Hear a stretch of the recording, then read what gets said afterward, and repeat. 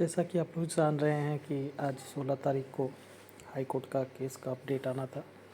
Actually कल ही 15 को ही ये लिस्टेड था, लेकिन चूँकि हमारे जो पहले के चीफ जस्टिस साहब थे पटना हाई कोर्ट के, तो वो उनका ट्रांसफ़र हो गया, तो उनके फेयरवेल के कारण कल ये हो नहीं पाया था केस, बहस हो नहीं पाई थी। तो आज इसकी बहस हुई और वाई गिरी जो सीनियर एडवोकेट हैं जनसुराज के तरफ से, उन्होंने बच्चों का कोर्ट में अपना पक्ष रखा था, सारे सबूत रखे थे।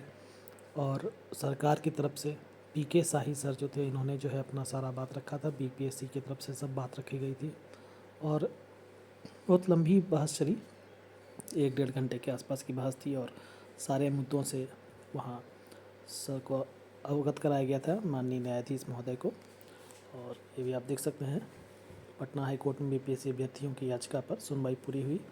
2:15 बजे के बाद आदेश जारी करने की बात कही गई थी। याचिका में परीक्षा में अनियमितता का आरोप लगाया गया, जबकि दूसरे पक्ष ने इसे राजनीति से प्रेरित बताया है। ये जो पीके शाही सर जो थे, उनकी तरफ से कहा गया कि ये राजनीति से प्रेरित है। और 2:15 के बाद इसका आदेश था, तो आदेश वहाँ तक दिया नहीं गया, ऑनलाइन ही कहा गया कि इसको पब्लिश किया जाएगा। और ये ऑनलाइन देख सकते हैं, ये ई कोर्ट्स के वेबसाइट पर आ गया है। यह पटना हाई कोर्ट के ये फ्रेश केस था, जो मिस्टर जस्टिस अरविंद सिंह चंदेल जी के बेंच में था, सिंगल बेंच था ये। और रजिस्ट्रेशन नंबर देख सकते हैं आप, 369/2025।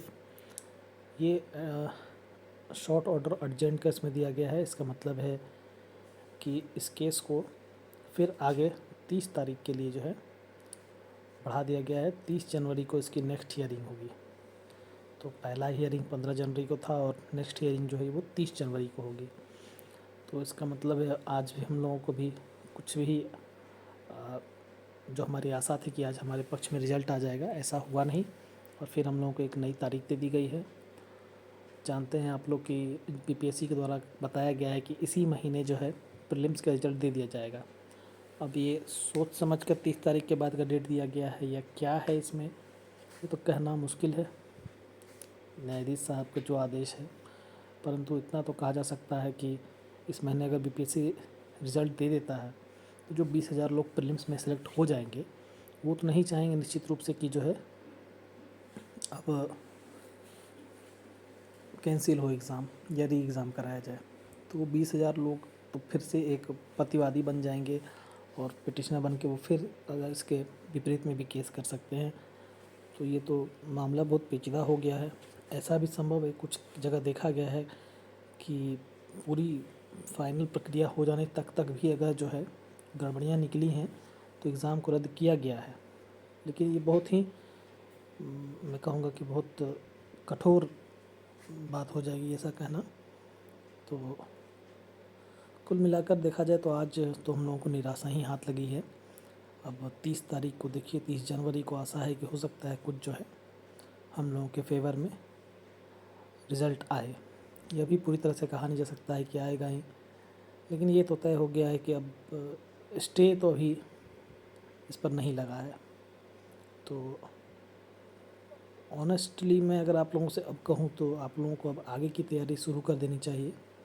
मेंस की प्रिपरेशन शुरू कर देनी चाहिए। जिनका जिनका मेंस लग रहा है कि हो जाएगा, जिनका नहीं भी लग रहा है उनको भी मेंस की तैयारी करनी चाहिए, ताकि देखिए इस बार नहीं तो अगली बार तो आपको मेंस देना ही देना है।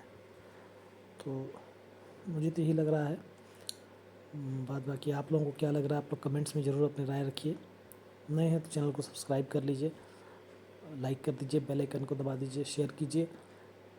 और एक और आप लोगों को जानकारी देना था कि जल्द ही जो है इसी चैनल पर आईआर के लिए हम लोग एक नया सेक्शन शुरू करने वाले हैं। तो आप लोग चाहें तो उसमें जुड़ सकते हैं। वो फ्री ऑफ कॉस्ट यूट्यूब पर लाइव ही रहेगा, मे बी लाइव और मे बी रिकॉर्डेड, दोनों ही फॉर्म में वो अवेलेबल रहेगा। आप लोग जब चाहें उसको फिर बाद में भी देख सकते हैं। कंटेंट द बेस्ट आप लोगों को दिया जाएगा और निश्चित रूप से आगे की प्रिपरेशन में वो बहुत सहायक होगा। तो ठीक है, फिर मिलते हैं नेक्स्ट सेशन में। इसके लिए तो अब ये कोर्ट केस का अपडेट आज के लिए इतना ही था। थैंक यू, फिर मिलते हैं।